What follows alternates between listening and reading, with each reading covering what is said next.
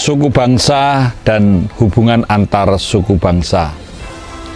Suku bangsa merupakan golongan askriptif atau sesuatu yang diperoleh atas kelahiran atau di mana ia berada dalam kebudayaan, tempat hidup, tumbuh dan berkembang.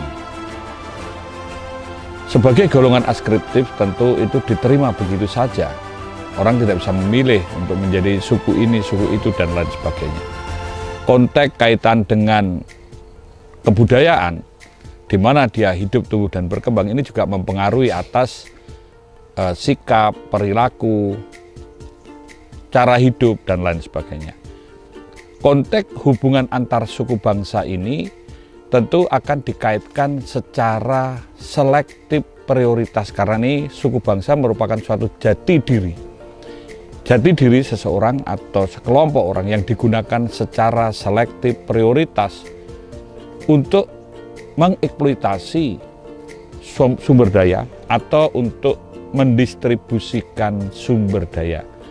Konteks selektif dan prioritas maka kaitannya pada konteks pada kesamaan kepentingan atau kesamaan di dalam membangun solidaritas dan juga membangun suatu jaringan komunikasi. Pada konteks ini tentu berbicara sumber daya akan ada konflik atau potensi konflik. Perebutan sumber daya ini juga menjadi suatu potensi terjadinya konflik. Konflik tentu tidak tiba-tiba terjadi atau tidak tiba-tiba ada, tetapi dimulai dengan adanya suatu isu. Isu yang dihembuskan, isu yang dilontarkan, dan juga ada konteks yang berkaitan dengan labeling atau stigma. Dari stigma ini tentu akan bisa berdampak pada terjadinya kebencian.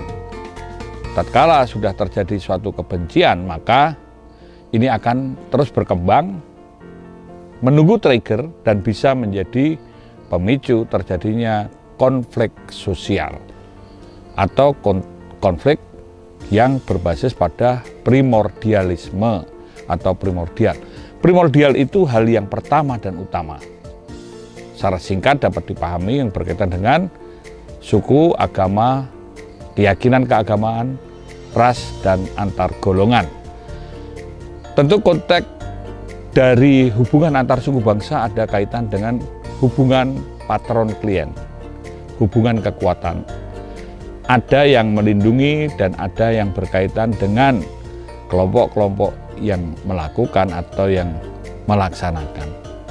Hubungan ini ada hubungan timbal balik dan akan mudah juga disulut atau mudah juga menjadi potensi konflik tatkala ada isu atau labeling yang beredar atau berkembang. Nah, di sini tentu kaitan dengan polisi dan pemolisian. Isu-isu ini memang harus peka untuk ditangkap atau kita melihat semua ini yang by design, bukan hal-hal yang tiba-tiba ya. Konflik-konflik yang sudah terjadi kalau kita mempelajari tentu dari labeling, dari sikap, dari isu seperti adanya diskriminasi, ketidakadilan, korupsi, atau hal-hal yang boleh dikatakan membuat suatu atau sesuatu ini dengan tanda yang tidak humanis atau bertentangan atau berseberangan dengan masalah manusia dan kemanusiaannya. Ini akan mudah untuk boleh dikatakan kalau sekarang digoreng gitu ya, digoreng, digodok, dipanas-panasi dengan yang kaitannya dengan primordial tadi, karena di situ untuk mencari legitimasi dan solidaritas. Kita bisa belajar dari konflik-konflik yang ada, boleh dikatakan perebutan sumber daya yang tidak adil, tidak fair, atau ada isu dominan dan pendominasian. Nah, di sini akan berdampak pada membuat stigma, dan ini tatkala dihembuskan terus-menerus, maka ini akan bisa menjadi suatu kebencian. Apalagi ini era digital, era media sosial, maka ini juga dikatakan era post-truth. Antara kebenaran dan kebohongan ini bisa didesain, bisa dibuat suatu suatu upaya untuk melakukan pembenaran. Dan isu ini bisa diulang, bisa diviralkan, bisa terus-menerus disampaikan. Bahkan si pembuat atau pendesain ini meyakini itu sebagai suatu kebenaran. Dampaknya ini memprovokasi atau setidaknya mengobok-obok opini publik atau situasi dan suasana. Hembusan kebencian ini juga bisa disampaikan melalui hoax, atau kita sekarang mengenal era hoax. Dari meme misalnya, atau dari film-film pendek, atau segala sesuatu yang memprovokasi, memancing emosi. Nah, tentu konteks berkaitan dengan suku bangsa dan kesukubangsaan dan serta hubungan antar suku bangsa di era digital perlu memikirkan ada suatu manajemen media atau intelijen media bahkan.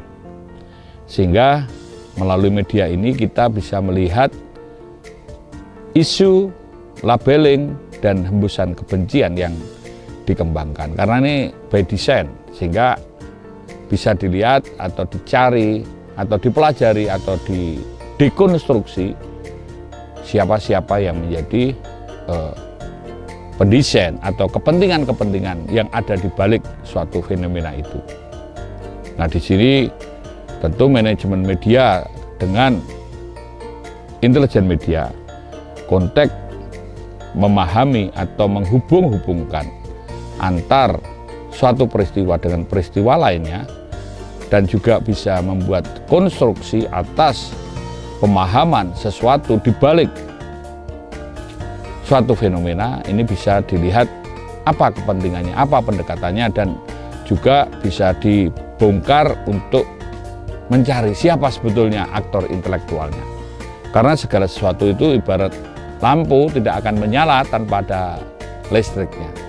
Maka konteks ini banyak konsep dan teori yang berkaitan dengan masalah masyarakat, kebudayaan, konflik, dan juga bagaimana melihat misalnya Platon sendiri dalam buku yang ditulis oleh Romo Setio mengatakan masyarakat digambarkan sebagai big animal and beast yang mencari kesenangan, menghindari kesusahan. Bahkan kaum sofis tahu kapan memaksa, kapan bisa menyenang-nyenangkan, dan kapan bisa mengancam atau memanfaatkan dan menggunakan kekuatan big animal yang beast tadi. Nah, ini banyak konteks dan poin-poin yang bisa kita lihat. Maka ketika mempelajari atau belajar tentang kaitannya suku bangsa, kesukubangsaan, dan hubungan antar suku bangsa, maka konteks berpikir konseptual dan teoritikal ini sangat penting untuk bisa membangun model dan juga bisa untuk memprediksi atau mengantisipasi dan memberi solusi. Tahu algoritmanya, tahu polanya atau patternnya, sehingga kita bisa melihat bahwa segala sesuatu ini by design dan juga akan berdampak luas. Belajar tentang suku bangsa dan kesukubangsaan dan hubungan antar suku bangsa kaitan dengan polisi dan pemolisiannya tentu bisa dikaitkan dengan konsep dan juga teori-teori yang relevan lainnya kaitannya dengan masyarakat dan kebudayaan. Nah, di sini tentu upaya-upaya polisi melalui pemolisiannya dapat juga menyesuaikan dengan corak masyarakat dan kebudayaan yang dilayani, sehingga model-model pemolisian ini bisa ditumbuh kembangkan, bisa dibangun, baik juga memanfaatkan suatu kearifan lokal, bisa juga memanfaatkan dengan model-model bagaimana hidup dan kehidupan suatu masyarakat konteks lokal juga. tentu walaupun prinsipnya sama untuk melindungi, mengayomi, melayani, menegakkan hukum, tetapi konteks lokal implementasinya boleh dikatakan dengan satu prinsip dan 1000 gaya sebagai variasi-variasinya. Karena mau tidak mau di dalam pemolisian ini untuk mengatasi masalah suku bangsa, kesuku bangsaan dan hubungan tersuku bangsa, polisi berupaya untuk memahami. Dan juga polisi bisa diterima menjadi bagian dari hidup dan kehidupan mereka, sehingga keberadaan dan pemolisiannya mendapatkan dukungan, dan trust ini menjadi salah satu kuncinya.